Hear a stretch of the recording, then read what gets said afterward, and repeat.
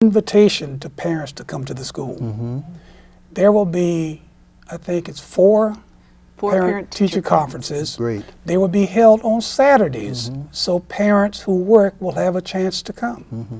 Parents will be encouraged to participate in some of the planning sessions for students. They will be invited to come to the school. The whole intent is that that parent feels like that school is an extension for them also. And teachers will be required to make home visits, yes. to actually get into the homes, meet the families.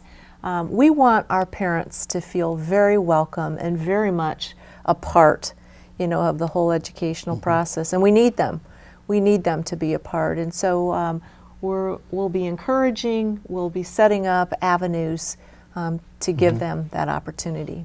Well, I know several months ago I invited on a show some of the parents and other individuals who did go up to Chicago to visit the charter school up there, and they were extremely excited by what they saw and even more excited by what they heard from the students. In fact, we even had some of the students when they were here in Peoria, and I was amazed with the thinking, the depth of their thinking, and how they expressed their feelings about a new school and a new school feeling, that it was real positive. Young men who indicated that they had no interest in school before they got involved with the charter.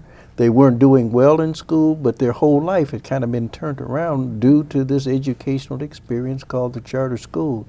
And I am just so glad that we're going to be able to provide that kind of an opportunity to our kids here in Central Illinois, in particular here in Peoria. So I'm really excited that what we have heard, what we've read, and what we know is not going to just be something to talk about, but this is going to be something that will be a part, and it's just the start, as you say.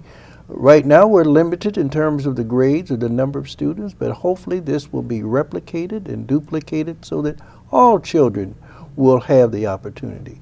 And again, this isn't based on test scores where you got to test a certain way or do anything. The hardest part is getting the application in. Now, how do they and where do they pick up the applications if they're interested in getting their child involved? Well, actually, there's various forms. Okay. One, you can go to the website, which is www.peoriascharters, that's charters with an S, schools with an S, .org. There's applications that's been sent to the parents. Every student in District 150 today, who will be in 5, 6, or 7 grades, their parents have received already an application in the mail. They will receive a second application. The intent is to make sure that the current students who will be in grades 5, 6, and 7, those parents have every opportunity. As we have the forums, we provide the application. So you have the website, direct mail, and we actually have a special effort going at Peoria Housing Authority, going to all the parents there, one-on-one, to communicate this school's opportunities. And is the deadline May the 7th? Is that the deadline to get your application in? That is correct. Okay. Parents can also call 495-5988, and an application can be sent to them, or if they are downtown on Water Street at Heartland Partnership, they can pick up an application there as well. Well, I certainly hope that the parents have heard something from the two of you to excite their interest. As I always say on my show is to educate, to motivate, to participate. Now, you've educated the folks to let them know what is here and how to become a part of it. Now, the next step is for them to follow up, get their application in by May the 7th, and there will be a lottery drawing, which will mean all the names, I guess, will be thrown into a hat. And I think that lottery drawing is at the Civic Center or something like on May the 13th. May 13th. Okay. So 4 p.m. and it's public. So is it the Civic Center though? So the selection is not based on social economic, it's not based on race, it's not based on educational achievement in the past, but basically get your name in, hope to be drawn, and then I guess there'll be a waiting list for the other students.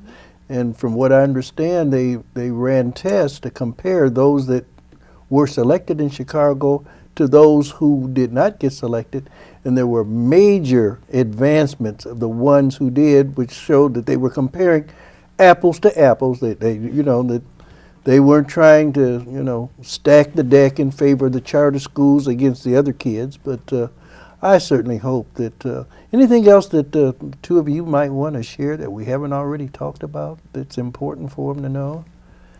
You made a point in terms of, we're starting off. You've got to start somewhere that, this will only be for 600 students. However, we have made a commitment that the school will become a professional development center for other teachers and educators in the district to really be able to learn from some of the things that we will be doing, such as project-based learning, and hoping to be able to replicate some of those things that we know are working. Well, Peoria has always been looked at as a national test market. That's why they have this expression, how it plays in Peoria. And I'm quite certain that through the leadership of the two of you, as well as all the others who've been working on this special project, that our charter school is going to play in Peoria. And the most important thing, it's going to be playing for our kids and their future. I want to thank the two of you. I'm getting time signals that I'm at the close. But anyway, for those of you who are watching, we're going to be right back with another very interesting program that's taking place here in Peoria. And call your friends, call your kids in, call your neighbors so that you can see what else is happening in Peoria. We'll be right back.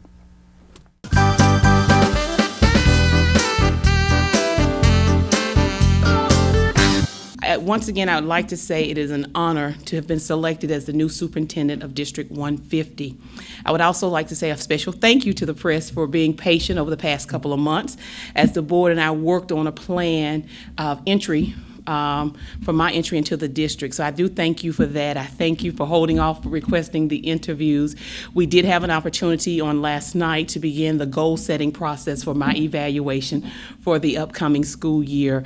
Our number one focus will be to work on improving student achievement, particularly in language arts and mathematics. So that is where we started our goal setting, and that will be the focus in the upcoming school year. We will focus on accountability for all staff members in the district, for students, for parents, and also for the community. When I was here in February, I talked about Team Peoria.